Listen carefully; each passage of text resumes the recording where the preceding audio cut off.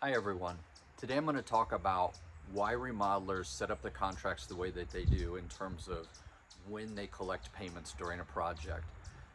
I think a lot of times people don't understand some of the thinking behind why remodeling is different from a new home construction project, and so I want to spend a few minutes just telling you about it and giving you a couple of examples as to why. The first thing I would have you understand is that we're working in your home.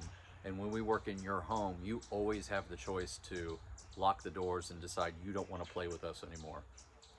We've never had that happen in almost 25 years, knock on wood, but at the same time, it could always happen. What we have had happen, unfortunately, and it's only been once, but it certainly made me really think about the importance of the process, is we did have a customer pass away during a project. And when that happens, you can understand, obviously, that everything can just come to a halt, which it certainly did. And in this particular case, we had a conversation with the wife. We went away for 30, 45 days, and we ended up coming back and finishing the project. But there was a question early in the early days after the gentleman passed away as to what were we going to do with this project and how were we going to come to completion. So with that said, with that example behind us, and with the understanding that when we do a kitchen or a bathroom for you, most often we're actually ordering that product for you, for your space, and it's not going in somebody else's home. It was ordered especially for you.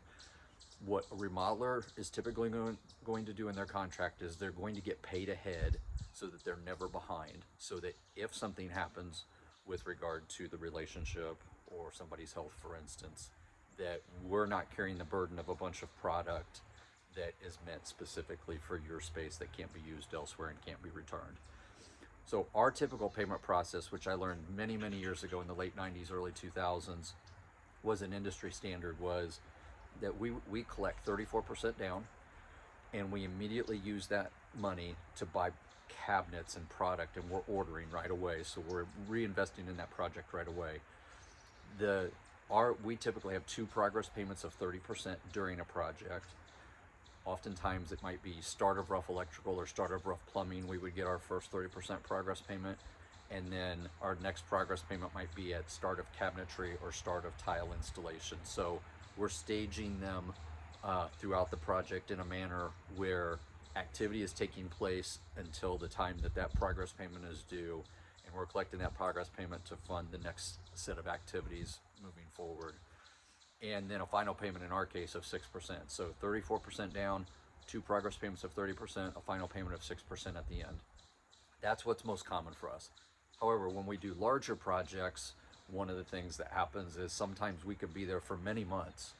And so we might wiggle those amounts in the middle, and instead of doing 30% and 30%, we might do 15%, 15%, 15%, 15%, or we might do 20%, 20%, 20%. So that middle 60% is actually divided up differently.